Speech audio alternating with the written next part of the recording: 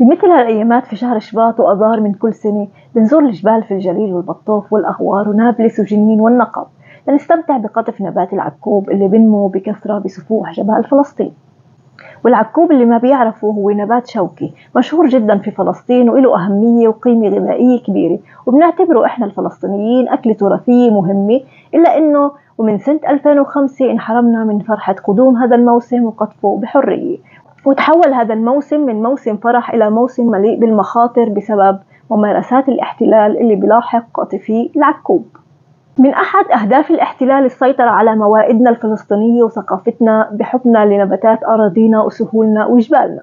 هيك من يوم النكبة والاحتلال بحاول أسرلة كل إشي حتى النبات، وبالتالي إخفاء معالم الأرض الفلسطينية بأي ثمن. وللأسف نبات العكوب كان جزء من هذا المخطط أيضا.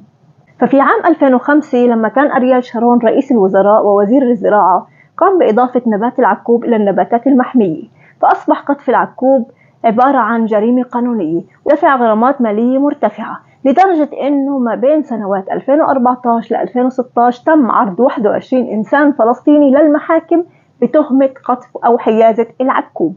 وأيضا خلال عام 2022 بلغ مجموع الغرامات اللي فرضها الاحتلال على قاطفي العكوب بالأغوار فقط 52,000 شيكل.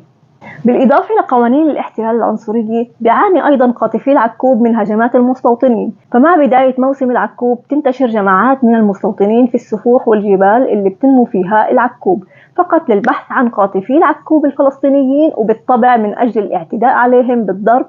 وبعدها بتيجي اللي بسموها سلطة الطبيعة وبتفرض عليهم غرامة مالية عالية، وبالتالي بتم مصادرة العكوب منهم. أحيانا بتم احتجازهم وحبسهم والحكم عليهم بالسجن. الوقت اللي الاحتلال بيعتبر انه قطف العكوب من قبل الفلسطيني مدمر للبيئة، رغم انه احنا لما بنقطفه بنترك الجذور في الارض عشان تنمو مرة تانية، بيقوم هذا الاحتلال بالمقابل بتدمير وتجريف مساحات زراعية وبرية كاملة من أجل تدريب قواته وإحراق وإتلاف عشرات المحاصيل الفلسطينية، من أجل تجربة دباباته وجرافاته والسلاح العسكري اللي بقتلنا فيه.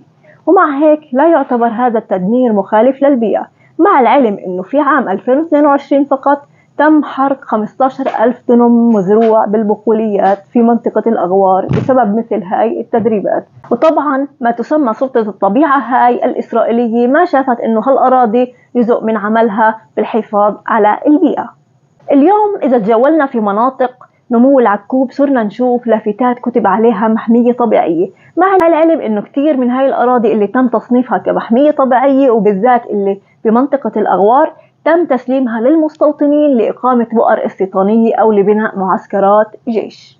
في النهاية بدي اقول العكوب رغم كل القيود وعلى مدار السنوات بقي من احد اهم طبخاتنا الفلسطينية، وكل قوانين الاحتلال وغراماته ما قدرت تمنع الفلسطيني من انه يحافظ على حبه لهاي النبتة. ولازم العالم كله يعرف انه الاحتلال هو اكثر مدمر للبيئة. فكثير من جبال وسهول بلادنا تم تجريفها وتحويلها الى مراكز تدريب للجيش او لمستوطنات او لبناء جدار الفصل العنصري. لازم العالم يعرف انه الاحتلال بالاضافة لقتل الانسان الفلسطيني يوميا بيقوم بانهاء حياة كثير من النباتات والأشجار والطيور والحيوانات بجنازير الدبابات، وإنه جرائمه اليومية مستمرة لكل إشي موجود بفلسطين.